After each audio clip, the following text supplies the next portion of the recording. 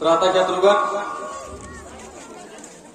जब हम पहले अयोध्या आते थे तब प्रजावासी हमें देख के खुश होते थे, लेकिन आज ये हमें ऐसे देख रहे हैं जैसे हम इनके दुश्मन हो। मुझे तो लग रहा है कुछ न कुछ अपशगुन हुआ है, जो ये अयोध्यावासी हमें इस प्रकार से देख रहे हैं। चलो हम माता कैकेयी के कक्ष में जाके ही सब कुछ पूछते हैं।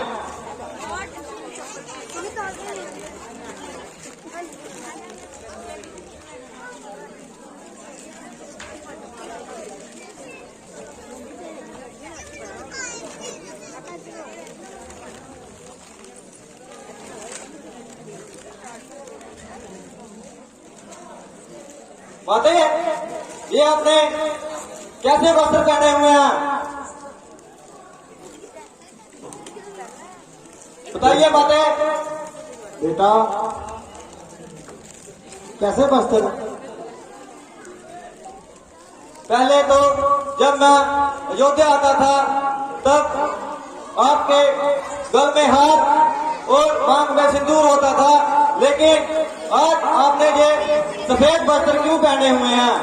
बेटा, तुम इतनी देर के बाद आए हो, इसलिए तुम्हें ये सफेद वस्त्र शंकादायक लग रहे हैं।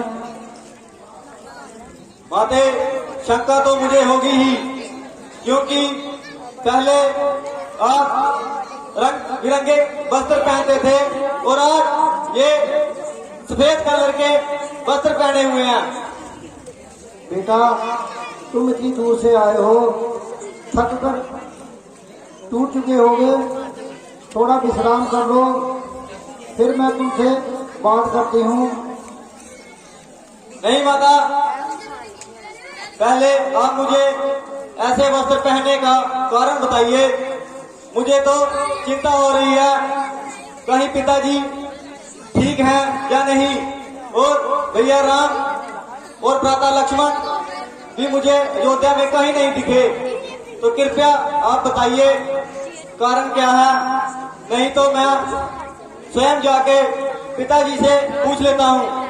बेटा, मैं तुम्हें फिर बोलती हूँ, तुम पहले विश्राम कर लो, कुछ खा पी लो, फिर सबके पास चले जाना। नहीं माता, अगर आप मुझे नहीं बताएंगे तो मैं भैया राम या पिताजी से जाके पूछ लेता हूँ। नहीं बेटा, तुम पहले विश्राम कर लो। नहीं माता, मैं तब तक विश्राम नहीं करूंगा जब तक मैं पिताजी से और भैया राम और लक्ष्मण से नहीं मिल लेता। यदि बेटा तुम इतना ही हट करते हो तो मैं तुम्हें बताती हूँ, तुम्हारे पिताजी का देहांत हो गया है। क्या कहा?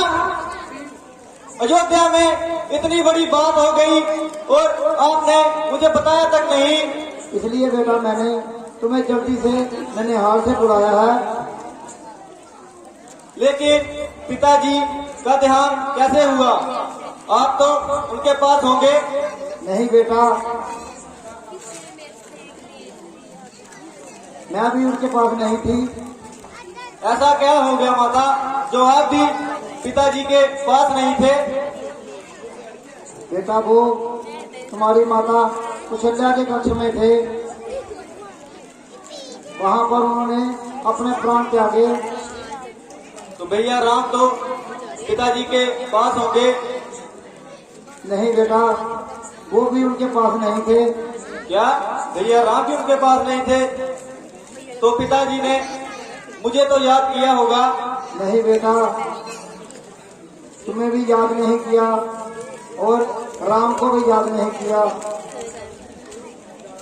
ऐसा क्या हो गया माता, जो अयोध्या में इतना कुछ हो गया और आप यहाँ देखती रही और मुझे बताया तक नहीं?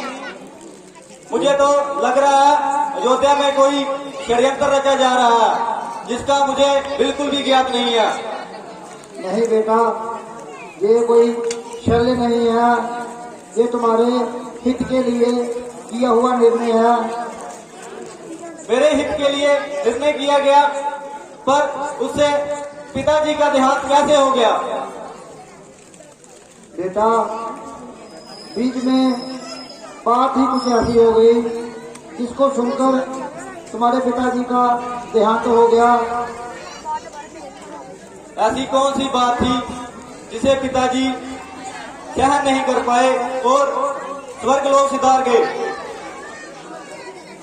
बेटा भरत, तुम्हारे पिताजी बेटे राम को वनों में जाने के हित में नहीं थे और मैंने उनसे ये वचन मांगा कि उसे वनों में भेज दिया जाए।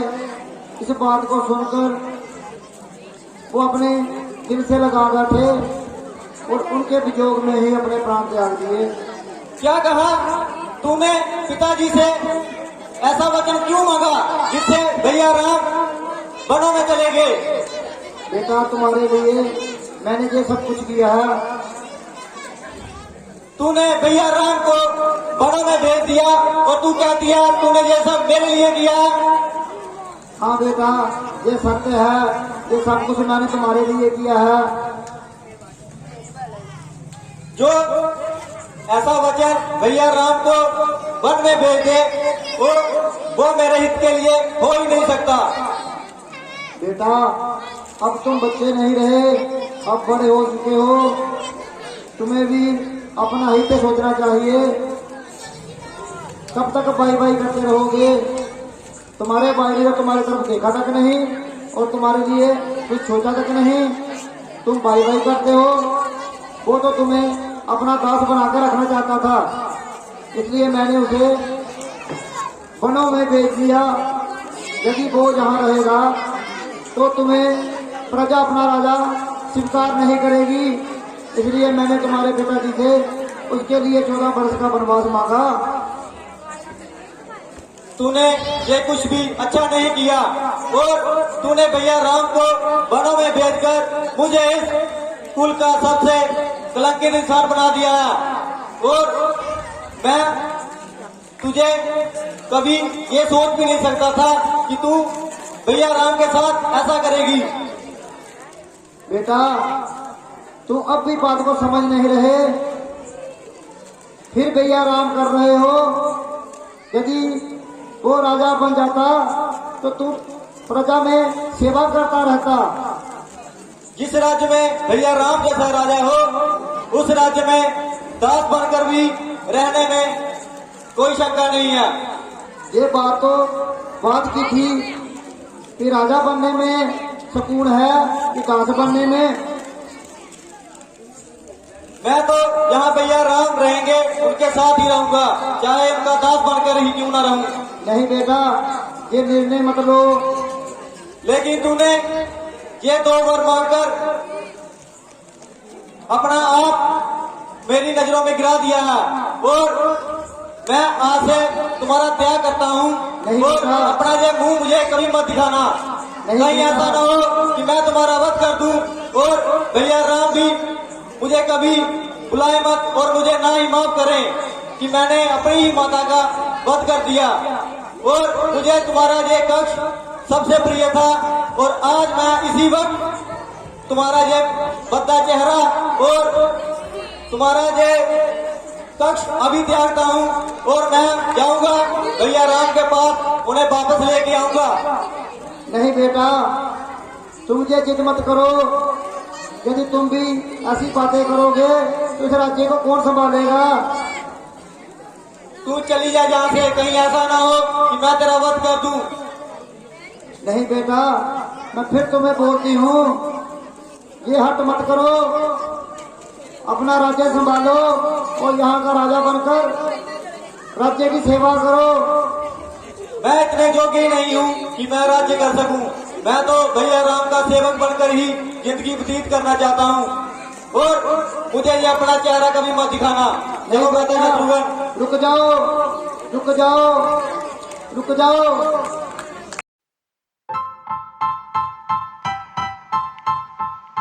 Style.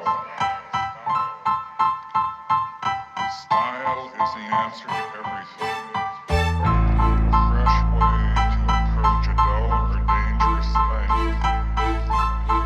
To do a dangerous thing with style is what I call art.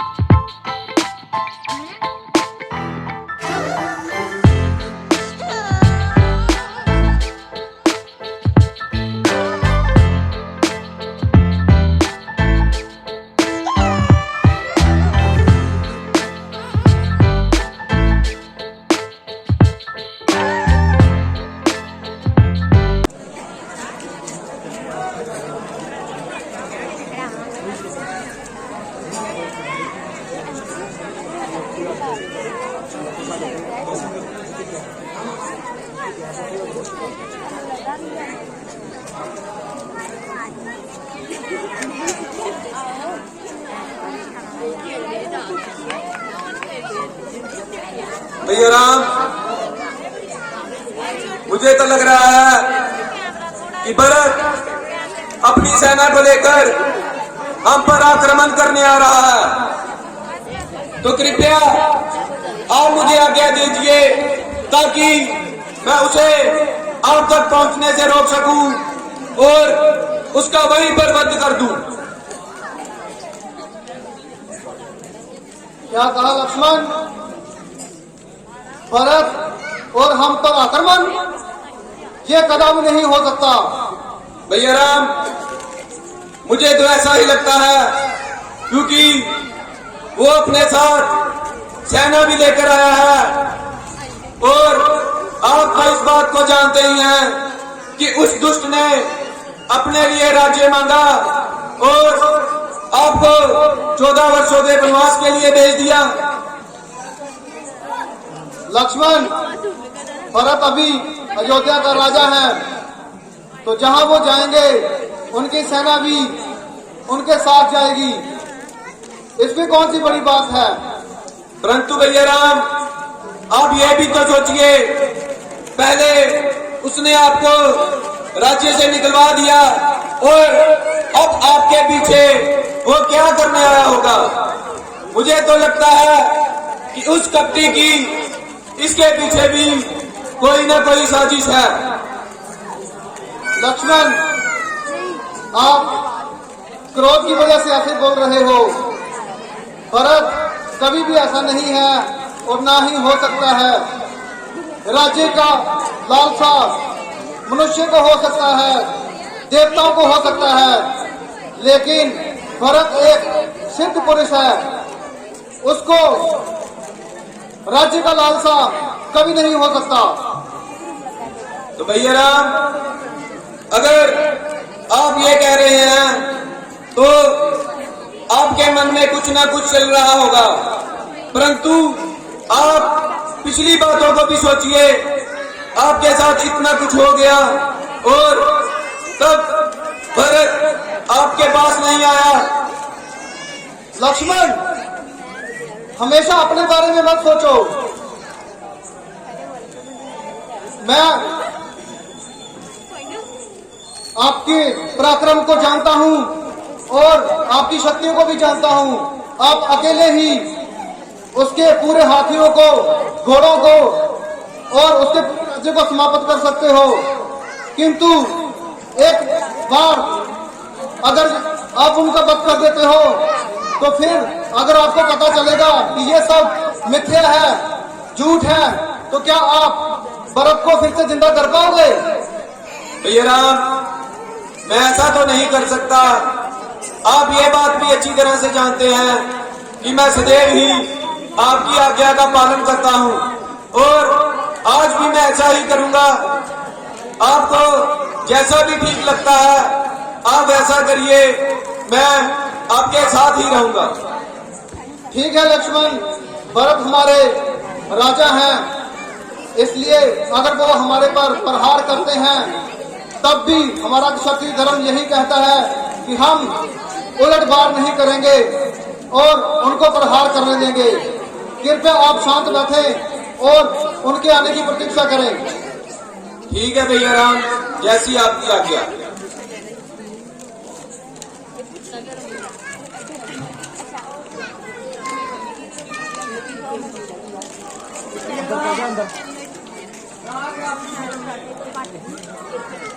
Bharat, मेरे भाई भरत,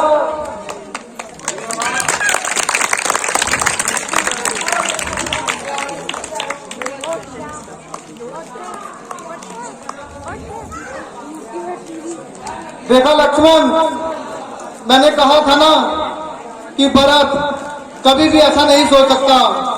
तो कहिए भरत, आपका कैसे आना हुआ? भैया राम, आप मुझे वहाँ अयोध्या में अकेला छोड़ आए और आपने मुझे बताना भी जरूरी नहीं समझा। हाँ भरत, जैसे कि आपको पता ही है कि माता कैकेयी के हुक्म से हम 14 वर्ष के वनवास के लिए और आपके राज्य मेले के लिए अयोध्या नगरी को छोड़कर आए हैं।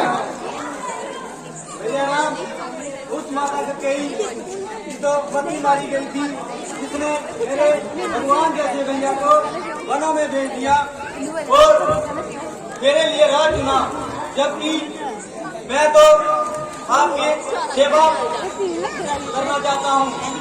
भरत, आप राजा हैं और हमारी माता के प्रति आपके ये कड़वे शब्द आपको शोभा नहीं देते।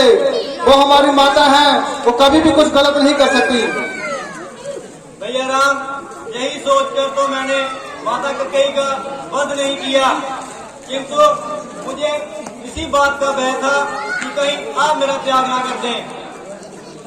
नहीं भरत, मैं आपका और लक्ष्मण का कभी त्याग नहीं कर सकता। आप दोनों तो मुझे अपने हृदय से भी ज्यादा प्यारे हो, किंतु आप राज्य को संभालने के लिए सामर्थ्य हो, इसलिए आपको यहाँ नहीं होना चाहिए। पीछे से प्रजा पता नहीं किस हाल में होगी। कृपया आप अयोध्या लौट जाएं और प्रजा की देखरेख करें। भैया, आपके वनों में आने के पूर्व ही पिताजी स्वर्ग सिधार गए और तब से हमारी अयोध्या नगरी बहुत दुखी है। क्या कहा?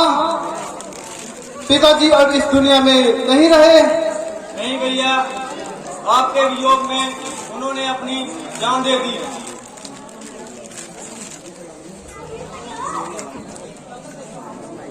भरत, सुनकर बहुत दुख हुआ, किंतु जैसे कि आप जानते हो कि हम 14 वर्षों के लिए वनवास पर हैं। जैसे कि मैंने पिताजी से उनके वचनों को पूरा करने का वादा किया था, तो वो वादा मैं निभाऊंगा, चाहे अयोध्या में जो भी हो, चाहे हमारे पिताजी का देहांत ही क्यों ना हो। तो कृपया आप जाएं और राज्य को संभालें। नहीं भैया, मैं आपको यहाँ से लिए बगैर वापस नहीं जाऊंगा, और मैं इतने योग्य नहीं कि मैं अयोध्या संभाल सकूं। नहीं भरत, हम चारों भाइयों ने एक समान शिक्षा ली है, और मैं भलीभांति जानता हूँ कि हम चारों भाई पूरे सामर्थ्य हैं राज्य को चलाने के लिए। इसलिए आप का कोमल हृदय, प्रेममयी चैतन्य सामर्थ्य है अयोध्या की राजा को चलाने के लिए। भैया राम, अगर आप अयोध्या वापस नहीं जाएंगे तो मैं भी यहाँ पर आपका सेवक बनकर जिंदगी व्यतीत करूंगा। नहीं भरत, अयोध्या वासियों को एक राजा की बहुत जरूरत है। कृपया करके आप राज्य पद को खाली मत छोड़ें और वहां पर विराजमान होके प्रजा की समस्या का हल करें। नहीं भैया, आपको मेरे साथ जाना ही होगा, नहीं तो मैं आपकी इस कुटिया के बाहर ही समाधि लेकर बैठ जाऊंगा, और ना कोई अन्न और पानी कुछ नहीं खाऊंगा, और यहीं पर प्राण त्याग दूंगा। नहीं भरत, आपका ये प्रेम देके मैं धन्य हुआ, किंतु ऐसा नहीं हो सकता। कृपया आप राज्य में वापस जाएं। नहीं भैया, मेरे से ज्यादा आपकी जरूरत है राज्य में। देखो भरत, अगर आप चाहते हो कि मैं साथ में जाऊं, ये तो संभव नहीं है, किंतु आप ये मेरे पायदान को साथ में ले जा सकते हैं, और इनको साक्षी मान करके आप राज्य को संभालें और प्रजा के हर दुख का निवारण करें, और ज्ञात रहे कि प्रजा को किसी भी तरह का कष्ट नहीं होना चाहिए, और प्रजा में से कोई भी मानव अगर आगे बढ़ने के लिए सक्षम है तो उनको आगे बढ़ने का मौका दे। ठीक है भैया राम, अगर आप यही चाहते हैं तो मैं आपकी ये चरण पादुका ले जाता हूँ, और जब तक आपका वनवास पूरा नहीं होता तब तक यही आपकी खड़ावें ही अयोध्या में राज करेंगी, और मैं इनका सेवक बनकर जिंदगी व्यतीत करूंगा। लेकिन आपको एक बात याद रहे, अगर आप 14 वर्ष से एक दिन भी लेट हुए तो ये भरत अपनी जान दे देगा। धन्य हो भरत आप, इस कार्य के लिए आपको इतिहास में जब तक मानव जाति इस धरती पर रहेगी, वो आपके इस बलिदान के लिए आपको याद करती रहेगी।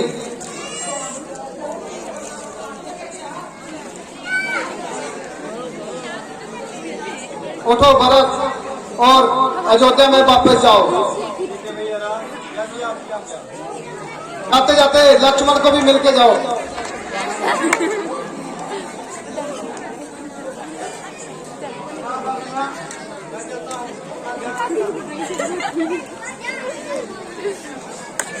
अजय पठानिया के बारे कुछ बोलना चाह रही हूँ, प्लीज ध्यान से सुनना।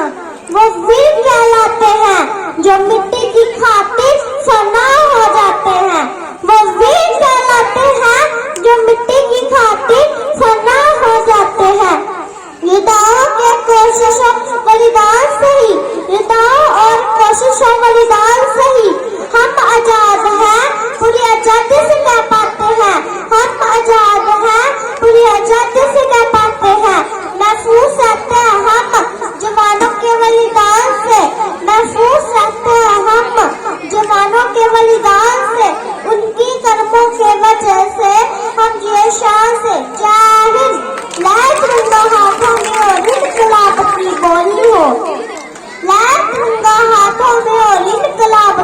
होली हो। जो भारत मुर्दाबाद कहे उसके सीने में गोली हो। जो भारत मुर्दाबाद कहे उसके सीने में गोली हो। जय हिंद, भारत माता की जय, भारत माता की जय, वंदे मातरम, वंदे मातरम, जय हिंद। थैंक यू पुत्र साहब। ये सीन आगे आ रहे हैं थोड़े सामने। इस तो बाद खल दूषण, फिर रावण का दरबार लगेगा।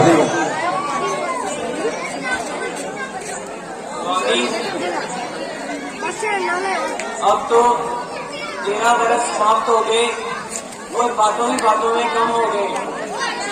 अब 1 वर्ष और जान गुजारेंगे और अगले ही वर्ष अयोध्या में पधारेंगे।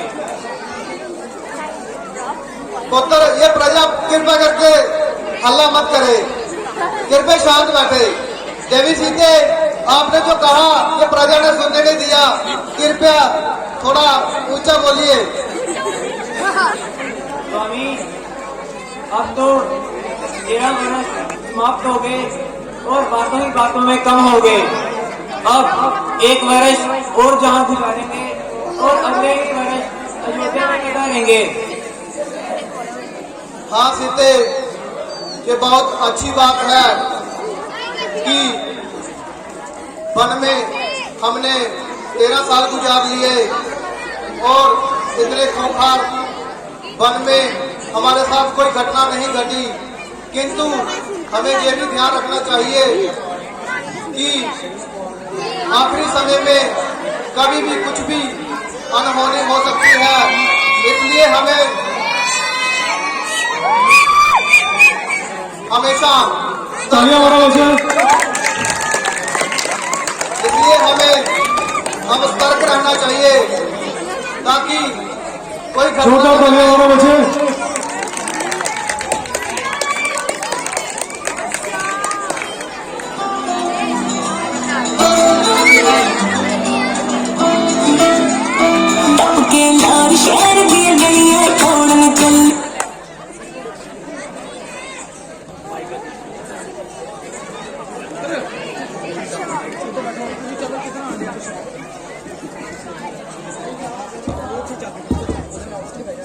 अरे ये क्या देख रही हूँ मैं?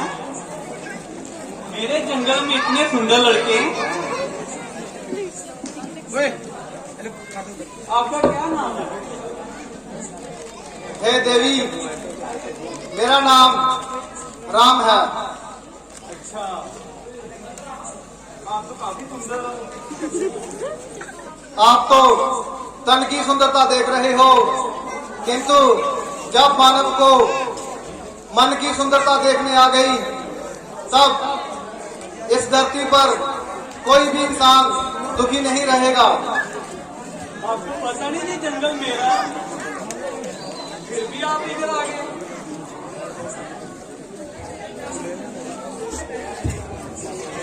आपकी शादी हुई है वैसे? हाँ, मेरी शादी हो चुकी है और उसका प्रमाण मैं साथ में रखता हूँ। क्या कहा? ये आपकी बीवी है? हाँ, ये मेरी धर्म पत्नी है, लेकिन आपके शब्दों से लग रहा है कि आप अच्छे कुल के नहीं हो। अरे मैं अच्छे घराने की हूँ। अच्छे घराने के होते तो आप यूं किसी पराये मर्द से खुल्लम खुल्ला बातें नहीं करते। तो अभी जमाना थोड़ा तकनीक कर रहा है ना, एडवांस हो रहा है। जमाना तो हमेशा बदलता रहेगा, किंतु लड़कियों को अपनी सोच को बदलना होगा। तो वो कौन है? वो मेरे प्रिय भ्राता लक्ष्मण है। उनकी शादी हुई है? नहीं हुई।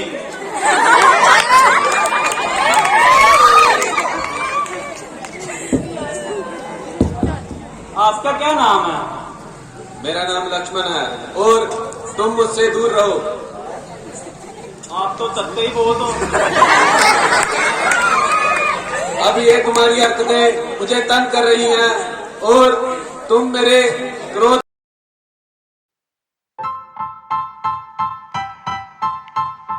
Style. Style is the answer to everything. A fresh way to approach a dull or dangerous thing. To do a dangerous thing with style is what I call art.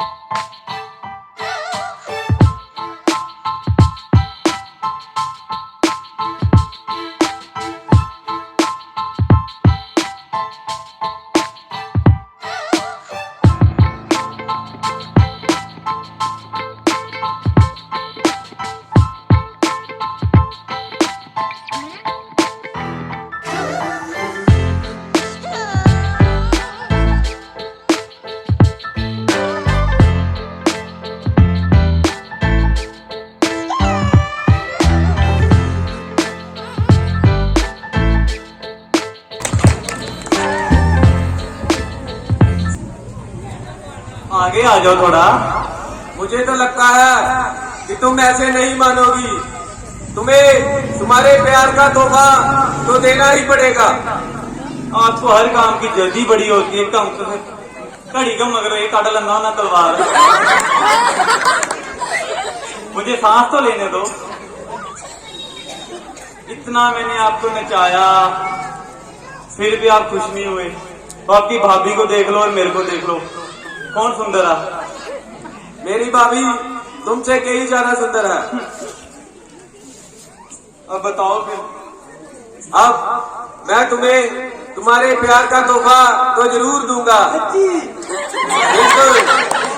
तुमने मेरे लिए इतना अच्छा नाच गाना किया और मेरा इतना फर्ज तो बनता है कि मैं तुम्हें कुछ ना कुछ दूं और तुम्हें सम्मानित करूं। हाँ जी, हाँ जी।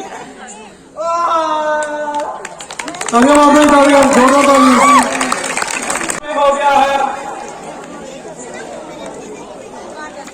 हमारे दरबार में, ना ही कोई नाच गाना हुआ है, ना ही कोई जश्न हुआ है, ना ही किसी ने मदिरा पान किया है। तो ऐसी बात है, आप मदिरा चाहते हो, आपको अभी मदिरा मिलेगा। सेनापति, ब्रता को मदिरा बुलाया जाए, थोड़ा सा हमें भी।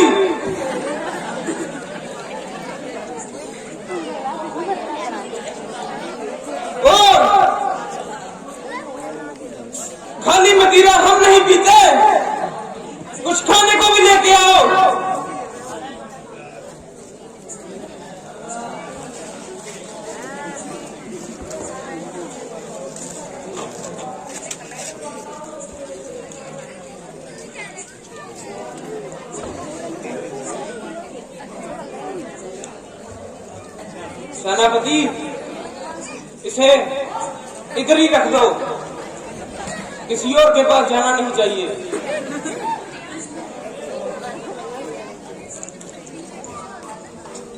भ्राताश्री, हाँ जी, मदिरा तो आगे से काफी तेज है। ये कल ही बनाया था। लगता है इसमें काफी अच्छा स्वाद आ रहा। इसमें हमने स्पेशली ड्राई फ्रूट डलवाए थे।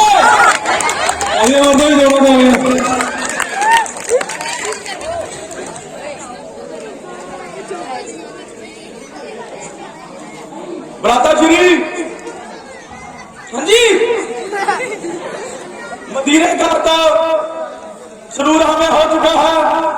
मुझे नहीं हुआ, आपको कैसे हो गया? आपने बलवाई ही दी थी। तो तुम्हें हो गया, मेरे को नहीं हुआ। लगता है मेरे को पहले वाली मदिरा दी थी। ये आप पकड़ो और ये मुझे पिलाए।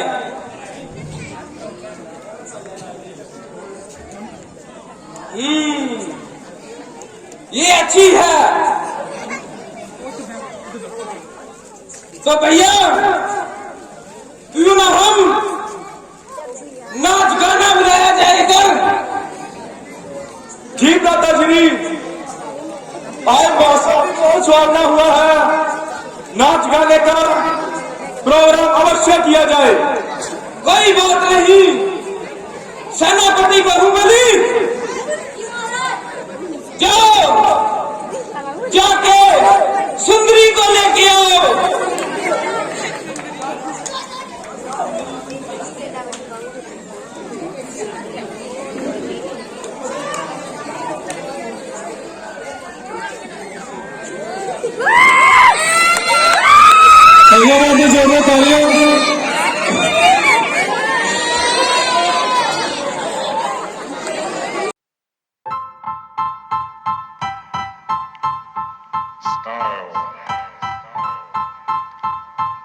Style is the answer to everything. A fresh way to approach a dull or dangerous thing. To do a dangerous thing with style is what I call art.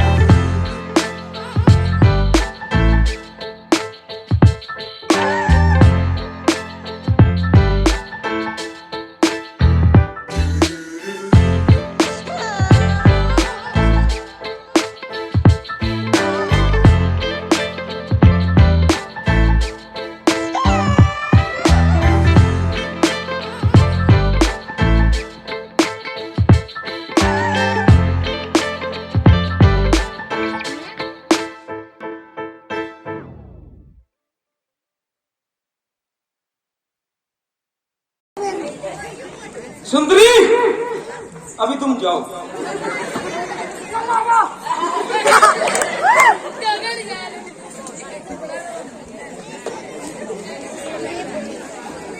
आओ बहना, क्या खाओगी? कुरकुरे ले, बेसन को खत्म कर दिया, मदरा पीना है।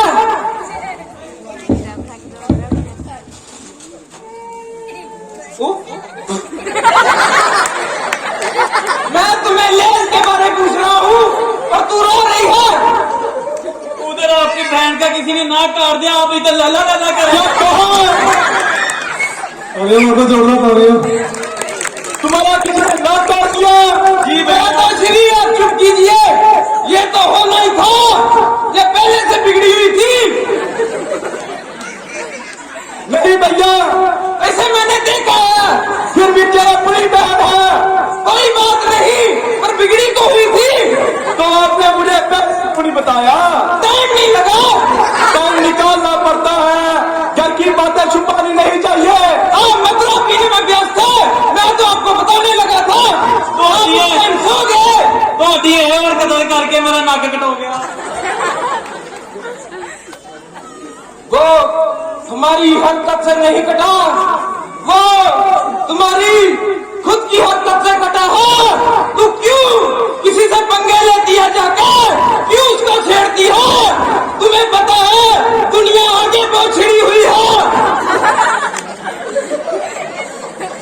तुमने ऐसी कौन सी करतूत कर दी कि किसी ने तुम्हारा नाक काट दिया? पक्का इसने किसी के साथ बदतमीजी की होगी, तभी इसका नाक कटा है। नहीं भैया, हमारी बहन किसी के साथ बदतमीजी नहीं कर सकती है। तो हमारी बहन, लेकिन ये बिगड़ चुकी है, मैंने आपको पहले भी बोला है। चलो भैया, ये समय गर्म होने का नहीं है, अभी उससे पूछ लिया जाए कि उसका नाक किसने काटा। गरम मैं नहीं हूँ, मैं क्यों गरम होऊंगा? ना किसका कटा है, मेरा थोड़ी तो है। तो वो कोई बात नहीं, वो बाद में देखेंगे, पहले मदरे का मजा लो। बेशर्मो, खुद तो टेढ़ियां मेढ़े नचवाते हो और कहते मुझे हो। तो तू क्यों किसी के आगे नाच रही थी? तेरा भी तो नाक कट गया ना। मैं तो अपने जंगल में नाच रही थी। किसी के आगे नाच रही थी तभी कटा। अरे नहीं, अरे जंगल में मेरा पीछा ठीक है, जंगल में मंगल करना हो तो ऐसा। अरे नहीं भैया, वो बनवासी मेरे पीछे पड़ गया, कहता मेरे से शादी कर लो। वो नहीं पड़ा, तू पड़ी, मेरे को तेरा पता है। नहीं बड़ा पता भाई। तो भ्राता श्री, कोई बात नहीं, अब करना क्या है ये बताओ। बहन तो अपनी है, ये तो बात है। अभी उसकी नाक का बदला तो लेना है। देख लो, लेना तो चल पड़ते हैं। अभी मैं सोच रहा हूँ मदरा ज्यादा पी लिया, रेस्ट चाहिए, रेस्ट। कल चले। नहीं देख लो। अरे तुम्हारे जैसे भाई हो ना ही हो, मैं तो कहना अरे गाला चलो, पीव इतनी रखी है, टेढ़े मेढ़े चल रहे हैं, गिर मत जाना। आगे आओ। अरे माता जोड़ो बोलिए, करो।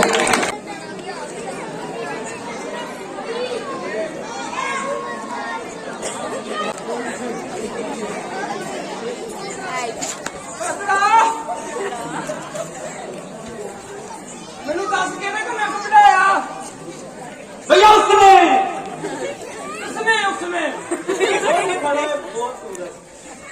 मैं कहा, मेरे को तो कोई सुंदर नहीं दिख रहा है इधर, हमसे सुंदर भी कोई है? शराब कम की नहीं थी भैया, इन्होंने मेरी नाक काटी थी। इसने या सच्ची इससे नाक कटवा के अभी तू? हाँ भैया। अरे देख इसको, बोला छोकरा है, तू उसमें डोरे डालने लगी। अभी मैं कुछ नहीं बोल सकता तेरे को, कटवा ली तो कटवा ली। अरे डोरे डालने ही तो थे, तो कोई अपने हान प्राण का ढूंढती, राक्ष प्राणी ढूंढती मैं मान लेता, इससे ना कोतवाली कोई राक्ष ढूंढ लेती, बात तेरे लिए अच्छा था। सभी बेअक्ले थे, एक ही मेरे को सुंदर लगा। अरे ये तो बच्चा है, तुम इसको ही छीन दे बैठी। यस भैया। ओके भैया। अरे भ्राता भैया बाहर आओ। ए दुष्ट, तुम्हारी बहन का तो सिर्फ नाक काटा है। जिस तरह से तुम यहाँ बातें कर रहे हो, मुझे तो लगता है तुम अपनी जान गवा कर ही जहाँ से जाओगे। ये बात छोड़ो तो नाक तो नहीं कटाएंगे, जान ही गवाएंगे। मैं अभी भी तुम्हें समझा रहा हूँ, अपनी बहन को लेकर यहाँ से चले जाओ, वरना बेमौत मारे जाओगे। हम नहीं जाएंगे, तुम चले जाओ, वरना तुम हमें मार के जाओगे। तो ठीक है, अगर तुम ऐसी मेरी बात नहीं मानोगे तो मुझे तुम्हारे साथ युद्ध ही करना पड़ेगा। मेरे पास तलवार है, तेरे पास है तो आ। नहीं भ्राता, ये तो नन्हा मुन्ना बच्चा है, इसे मारते भी हमें शर्म आएगी। बहुत मत मारिए, मैं मार लेता हूँ। नहीं भ्राता, लोग हमें क्या कहेंगे कि लंकापति रावण के पुत्र होकर इन नन्हे मुन्ने बच्चों को मारा है। अरे बच्चे, कोई तुम्हारे साथ बड़ा है तो उसे बाहर निकाल और उसे युद्ध के लिए भेज। ए दुष्ट राक्षस, अगर तुम्हें तुम्हारी शक्ति पर इतना गुमान है तो यूं बातों में क्यों समय खराब कर रहे हो? और मेरे साथ युद्ध करो, तो तुम्हें मैं अभी बता दूंगा कौन बच्चा है और कौन नहीं। सची लग रहे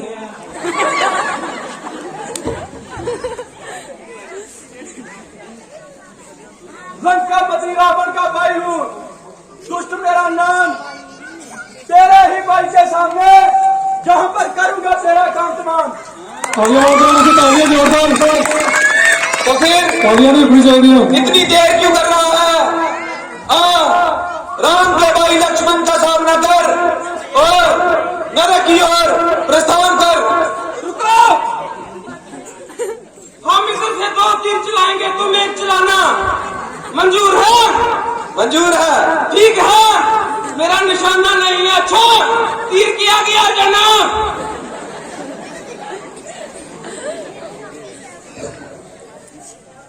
इसका भी नहीं अच्छा।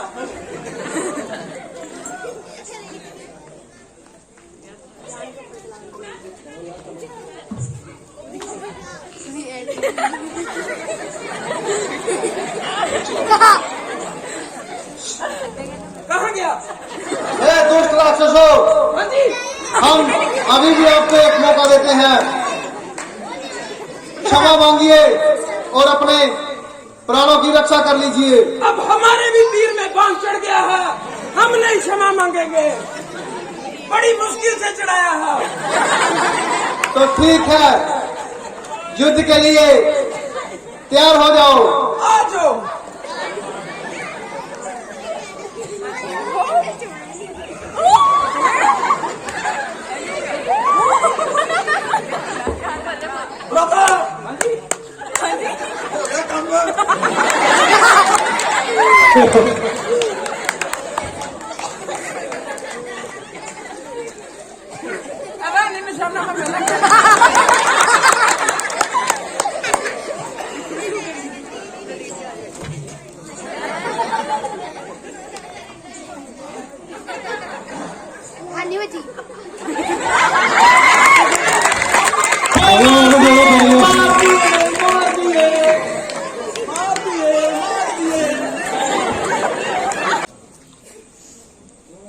बेटा मेघनाथ, जी पिताश्री। इतना सुहाना मौसम है, क्यों ना कुछ जश्न किया जाए।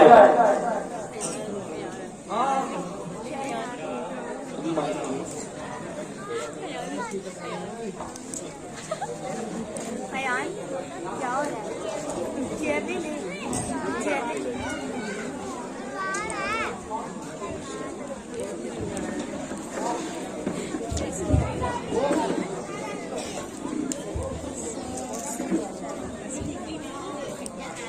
मेघनाथ, इतना सन्नाटा क्यों छाया हुआ था?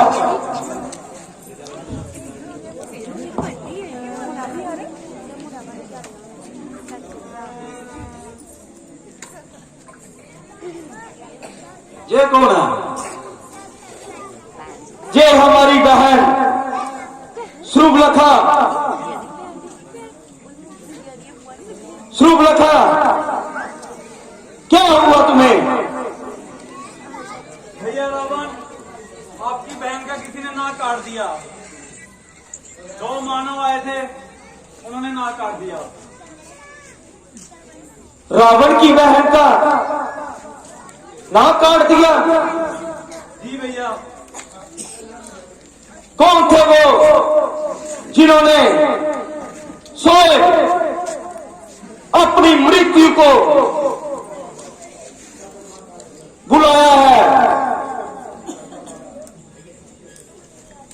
पता नहीं भैया, वो मेरी जगह में आ गए थे जंगल में, और मैंने उनको रोकने की कोशिश की। एक ने मेरा नाक काट दिया। तो खड़े दूषण कहां थे? मैंने उनको बताया था भैया, लेकिन मानवों ने उनको मार दिया। क्या एक मानव ने? बेटा मेघनाथ, मानव ने हमारी बहन को क्रूर कर दिया। वो मानव नहीं हो सकते। उनकी मौत तो स्वयं इंद्र भी नहीं कर सकता था, और ना ही यमराज। सेनापति अकंपन, तुम इतने शांत क्यों हो? क्या जो बहन श्रुभलखा बोल रही है, क्या वो सही है? जी महाराज, जो श्रुभलखा बोल रही है वो बात बिल्कुल सही है। तो स्वयं इंद्र की ये कोई चाल होगी। इंद्र की चाल? क्या वो भूल गया कि मेघनाथ का नाम इंद्रजीत कैसे बना? पिताश्री, इन देवताओं का कुछ करना पड़ेगा। इनके दांत तोड़कर मैं आऊंगा और इस राज्यसभा में उनका बंदी बनाऊंगा। कृपया मुझे आज्ञा दे। हे महाराज, है तो वो मानव ही, लेकिन जहां तक मुझे लगता है वो काफी बलशाली है, और वो अयोध्या के महाराज दशरथ के पुत्र राम और लक्ष्मण है, और उन्हें 14 साल का वनवास मिलने के कारण वो बन नहीं रहे हैं। क्या कहा सेनापति अकंपन? वो मानव अयोध्या के राजा दशरथ के पुत्र राम और लक्ष्मण है। जी महाराज, तो क्या हुआ? क्या उन्हें इस रावण की शक्ति का भय नहीं, जो स्वयं काल भी रावण के पांव में बांधा रहता है, और स्वयं जम और मृत्यु आने से भी रावण की आज्ञा का पालना करती है। हे महाराज, हमें उनकी ताकत का ज्ञान कर लेना चाहिए, क्योंकि उन्होंने पहले हमारी ताकत को मारा, फिर शाहू मरीज को मारा और फिर श्रीलंका का नाक काटा, और उसके बाद उन्होंने हमारे भाई खारा दूषण को भी मार डाला।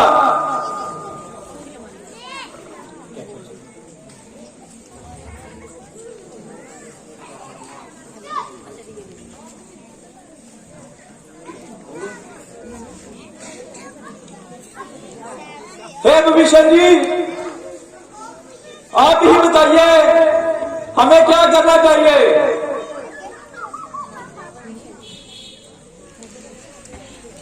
देखिए सेनापति, पहले आपने ही उन पर प्रहार किया था और इसी वजह से खरदूषण और ताड़का भी मारे गए। वो दोनों तो अपना बचाव कर रहे थे, इसी के कारण युद्ध में हमारी काफी सेना मारी गई। हे विभीषण जी, ये आप क्या कर रहे हैं? अगर कोई हमारे ही घर में आकर हमें ही ललकारे और जहां हमें ही कुछ कहे, हमारी बहन को कुछ कहे, तो क्या हम उन्हें कुछ नहीं कहेंगे? देखिए सेनापति, पर पहले तो आपने ही उन पर प्रहार किया था, तो उन्होंने अपनी रक्षा तो करनी ही थी। हे विभीषण जी, पहले उन्होंने श्रीलंका का नाक काटा था, तो तभी थोड़ा दूषण वहां गए थे। तो सूर्यनखा, तुम खुद बताओ कि पहले तुमने उनको छेड़ा था या उन्होंने बिना वजह ही तुम्हारा नाक काट दिया? भैया, वो हमारे जंगल में खुद आए थे। मैंने तो अपने प्यार का इजहार किया था, लेकिन एक की शादी हो गई थी, दूसरा नहीं माना और उसने मेरी नाक काट दी। कोई बात नहीं बहन सूर्यनखा, जय विभीषण तो हमेशा नीति की बातें करता रहता है। नीति वो ही सब श्रेष्ठ अपने आप में दिखाता है जो योद्धा होता है। अब हमारी बहन का नाक काटा है, वो सही हो या गलत, अब उनको यह रावण की शक्ति का सामना करना पड़ेगा। भैया, रावण उनके साथ एक बहुत सुंदर स्त्री थी। क्या सुंदर स्त्री? जी भैया, जैसे उन्होंने शल के साथ मेरा नाक काटा, वैसे ही आप शल करके उस स्त्री को हरण करके लंका की रानी बना दो और वो दोनों को मेरे हवाले कर दो। देखिए महाराज, आप तीनों लोगों में से सबसे ज्यादा शक्तिशाली हैं और आपको ये छल करना शोभा नहीं देता, क्योंकि ये सब योद्धाओं का काम नहीं है। विभीषण, मुझे तुम्हारे शास्त्रों की जरूरत नहीं।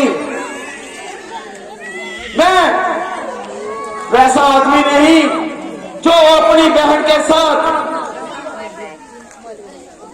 दुस्साहस करे और उसे रावण ऐसे ही छोड़ दे। बहादुर वो ही होता है जो बहादुरों वाले काम करता है। बहन सूर्यनखा, जैसा कि तुमने बताया है कि उनके साथ एक सुंदरी स्त्री जो स्वयं कामदेव भी उसे देखकर भयभीत हो जाते हैं, तो रावण स्वयं उसके पास जाएगा और दास बनकर उसे लंकेश्वर की पटरानी बनाएगा। मैं भी वैसे ही उसका हरण करूंगा, जैसे उन्होंने मेरी बहन का एक स्त्री पर हाथ उठाया है। रावण भी स्त्री का बदला स्त्री से लेगा। अभी मैं मामा मरीज के पास जाता हूँ और उनको वो मानवा के साथ युद्ध करने के लिए तैयार करवाता हूँ। जी भैया चलिए।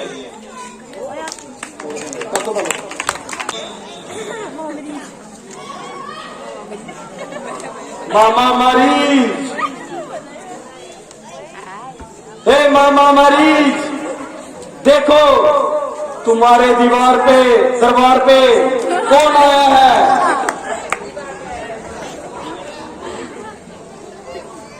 प्रणाम लंकेश्वर, बताओ कैसे आना हुआ। हे तात, मुझे इस लंकेश्वर को तुम्हारी सहायता चाहिए, क्योंकि तुम सर्व ज्ञाति और बल छल से अधिक शक्तिहीन राजा हो और तुम किसी को भी जीत सकते हो। तो ये लंकेश तुम्हारे दर पे आया है। बोलो मैं आपकी क्या सहायता कर सकता हूँ। मामा मरीज, वन में 2 मानव आए हैं जिन्होंने खड़ और दूषण को मार गिराया है। और 2 मानव, फिर मैं आपकी कैसे सहायता कर सकता हूँ। मैंने तो माया करनी छोड़ दी है। मामा मरीज, जब राजा प्रार्थना करता है तो उसका अर्थ आज्ञा दे रहा है। अगर राजा की आज्ञा का अनादर किया तो उसका 100 दंड आप भली भांति जानते हो। बताओ कैसे मैं आपकी सहायता कर सकता हूँ। मामा मरीज, मैं चाहता हूँ कि तुम एक सुंदर सा रूप धारण करो और स्वयं वो मानव राम और लक्ष्मण तुम्हें देखकर शिकार करने के लिए मोहित हो जाए। अगर वो फिर भी नहीं गए तो सीता उन्हें जोर करेगी कि मुझे वो शिकार चाहिए, और उसके बाद जैसे वो तेरे पीछे जाएंगे तो रावण सीता का हरण कर लेगा। जो आज्ञा महाराज। तो ठीक है मामा मरीज, चलो शीघ्र चलो और सीता को हरण करने के लिए रावण की सहायता करो। करो बंदो।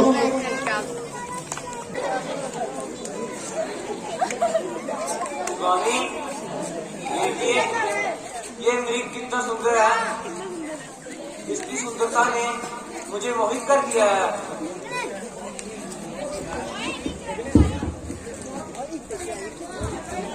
देवी सीते, इस वन में तो ऐसे बहुत सारे प्राणी हैं जो सुंदर लगते रहेंगे। नहीं स्वामी, इस मृग की सुंदरता को देखो, ये कितना सुंदर है।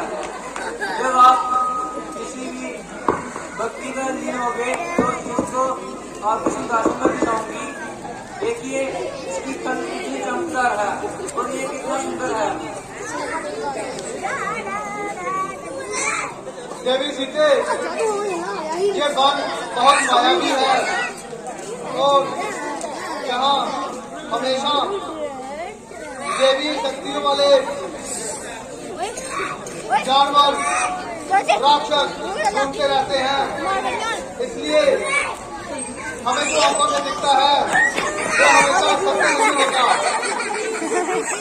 नहीं स्वामी, इस नृत्य की सुंदरता तो देखो।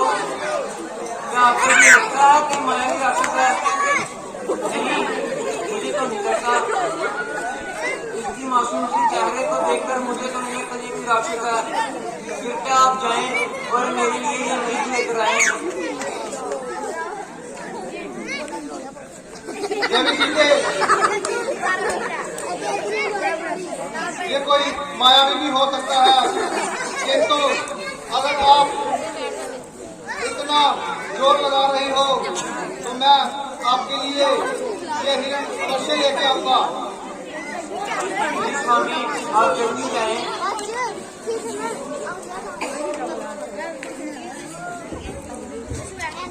लक्ष्मण, मैं जैसे कि आपकी भाभी ने बोला कि ये सुंदर हिरण को लेके आओ, तो मैं अभी ये हिरण के शिकार के लिए जाता हूँ। आप कृपया अपनी भाभी का ध्यान रखें। ये जंगल बहुत मायावी है, यहाँ कुछ भी अनहोनी घट सकती है। भैया राम, इस बात से तो मैं भी डर रहा हूँ कि इन वनों में बहुत से जंगली जानवर और राक्षस हैं। कृपया आप मुझे अपने साथ ही ले चले ताकि कोई भी संकट आए हम दोनों भाई उसे टाल सके। मैं आपकी बात समझता हूँ लक्ष्मण, किंतु मेरी जान से ज्यादा प्रिय देवी सीता की जान है और आप तो मेरी शक्तियों से वाकिफ ही हो, किंतु इस मायावी वन में सीते को अकेले छोड़ना कदापि सही नहीं रहेगा। तो ठीक है भैया राम, मैं भाभी माँ के पास रहकर उनका ख्याल रखूंगा, परंतु आप शीघ्र ही उस हिरण को मारकर वापिस आ जाना। ठीक है लक्ष्मण। सीते, आप यहीं रहना और लक्ष्मण आपकी रक्षा करेगा।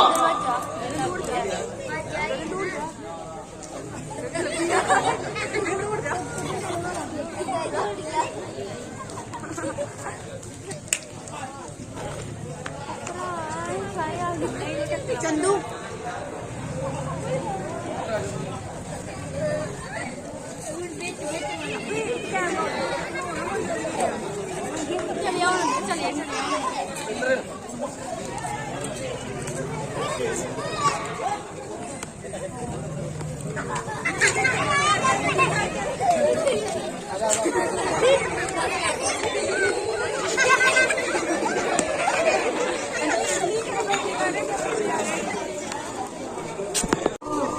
बचाओ भैया लक्ष्मण, बचाओ भैया लक्ष्मण, बचाओ।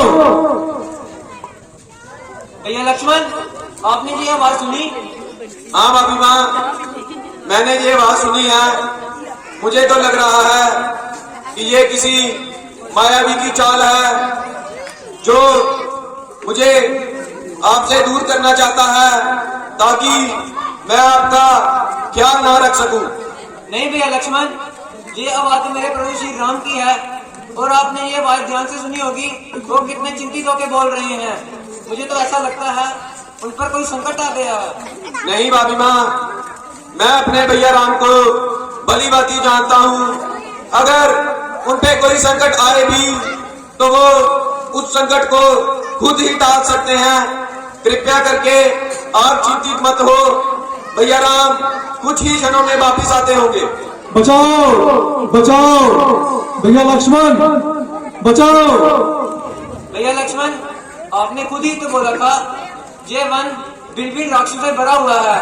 मुझे तो चिंतित हो रही है अपने प्रभु श्री राम की, कहीं वो कोई संकट में तो नहीं। कृपया आप जाएं और उनकी रक्षा करें। भाभी माँ, आप व्यर्थ ही चिंता कर रही हैं। मैं बचपन से ही भैया राम के साथ ही रहा हूँ और हमने कई युद्ध और कई राक्षसों का वध किया है। तो आप कृपया करके शांत होकर बैठे। नहीं भैया लक्ष्मण, मैं किस तरह शांत हो सकती हूँ? मेरे प्रभु श्री राम के प्राण संकट में है और मेरा ये जीवन किस काम का अगर मेरे प्रभु श्री राम ही ना हो इस जीवन में। भाभी माँ, मैं आपकी चिंता से भली भांति ज्ञात हूँ, परंतु आप समझने की कोशिश कीजिए। मैंने भैया राम को वचन दिया है कि मैं आपको इस वन में अकेला छोड़कर नहीं जाऊंगा। भैया लक्ष्मण बचाओ, बचाओ, भैया लक्ष्मण, भैया लक्ष्मण। भैया लक्ष्मण, मुझे तो ऐसा लगता है आप कायरों की तरह अंदर छुपकर बैठे हैं और अपनी मृत्यु से डर रहे हैं। अगर आपको थोड़ा सा भी भय लग रहा है तो अपना धनुष और बाण मुझे दीजिए, मैं अपने स्वामी की रक्षा खुद कर सकती हूँ। नहीं भाभी माँ, आप ये क्या बोल रही हैं? मेरे होते हुए आप भैया राम को बचाने जाएंगे? आप व्यर्थ चिंता कर रही हैं। आप कृपया शांत रहिए, मैं खुद ही चला जाता हूँ अगर आप इतनी जिद कर रहे हैं। जी भैया लक्ष्मण, शीघ्र ही जाएं। परंतु मैं यहाँ पर एक लक्ष्मण रेखा खींचकर जा रहा हूँ। कुछ भी बात हो, तुम इस लक्ष्मण रेखा को लांघकर बाहर मत आना, क्योंकि कोई भी शक्ति और राक्षस इस लक्ष्मण रेखा को नहीं लांघ सकता। जी भैया लक्ष्मण, आप शीघ्र ही जाएं और प्रभु श्री राम को अपने साथ लेकर आएं। ठीक है भाभी माँ, मैं जाता हूँ और भैया राम को अभी अपने साथ लेकर आता हूँ।